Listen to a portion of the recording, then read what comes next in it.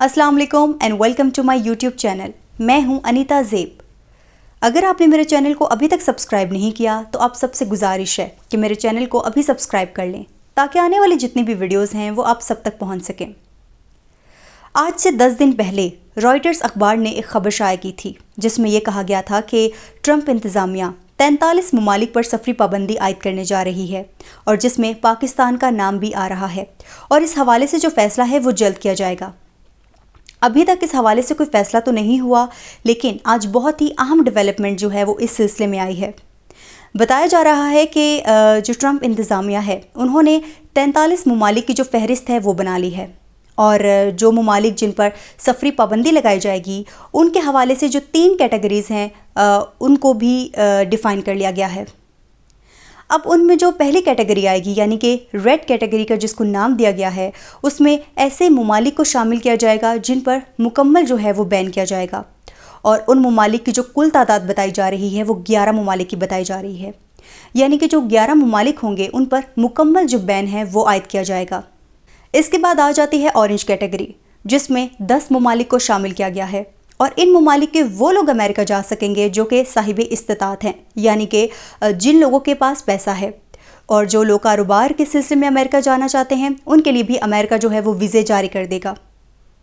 इसके अलावा वो लोग जो कि पढ़ाई के सिलसिले में जाना चाह रहे हैं या फिर रोज़गार के मौके तलाश करने के लिए जाना चाह रहे हैं उनके लिए अमेरिका जो है वीज़े जारी नहीं करेगा, यानी कि उनका जो अमेरिका में दाखिला है वो मना होगा। इसके बाद आ जाती है कैटेगरी येलो। अब येलो में वो ममालिक आएंगे जिनका बताया जा रहा है कि 22 ममालिक को शामिल किया गया है।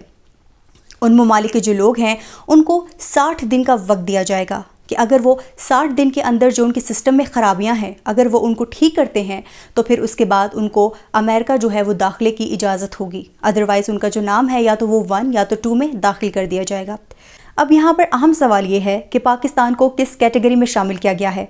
तो पाकिस्तान को ऑरेंज कैटेगरी में शामिल किया गया है और ऑरेंज कैटेगरी के बारे में मैंने आपको बताया है कि जो ममालिक इसमें शामिल होंगे उनके सिर्फ़ और सिर्फ लिमिटेड जो लोग होंगे उनको अमेरिका जाने की इजाज़त होगी, यानी कि जो साहिब इस्तिताअत होंगे या फिर जो कारोबार के सिलसिले में जाना चाहते हैं उनको अमेरिका वीज़ा प्रोवाइड करेगा।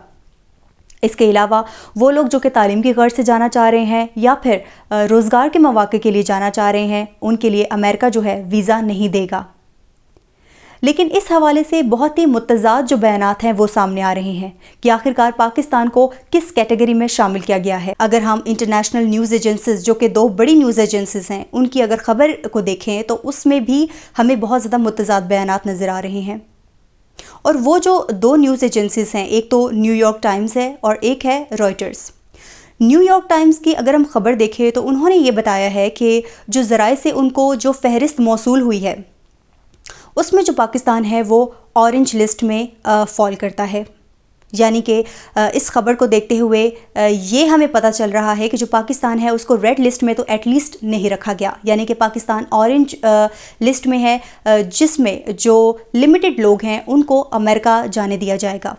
और इसके बाद अगर हम बात करें रॉयटर्स की तो उन्होंने पाकिस्तान को येलो कैटेगरी में बताया है कि जो पाकिस्तान है वो येलो कैटेगरी में फॉल करेगा, यानी कि उस कैटेगरी में जो है वो 60 दिन का जो टाइम है वो दिया जाएगा पाकिस्तान को।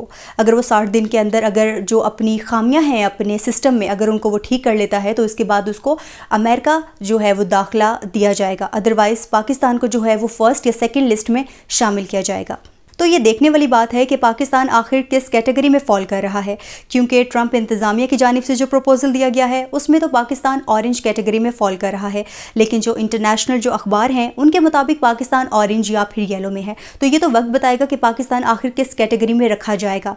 और इस बात का जैसे कि मैंने बताया कि हतमी जो फ़ैसला है वो सदर ट्रंप ही करेंगे जब उनके सामने ये ड्राफ्ट रखा जाएगा। और इस बात की भी तवक्को की जा रही है कि सदर ट्रंप जो हैं इन ममालिक पर नज़रसानी भी कर सकते हैं और हो सकता है कि वो इस पर कोई ना कोई रद्द-व-बदल भी करें।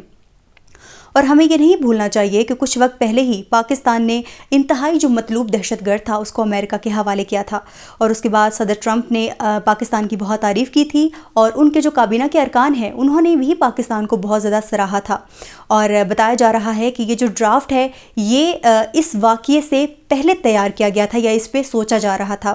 اور پھر اس کے بعد جب یہ واقعہ ہوا تو اوبویسلی ہم سب کے سامنے ہے کہ ہمیں یہی توقع لگ رہی ہے کہ دونوں ممالک کے درمیان جو ایک سرد مہری ہے وہ ختم ہونے والی ہے، یا پھر دونوں ممالک کے درمیان جو ہے وہ اچھے تعلقات ہوتے ہوئے نظر آ رہے ہیں۔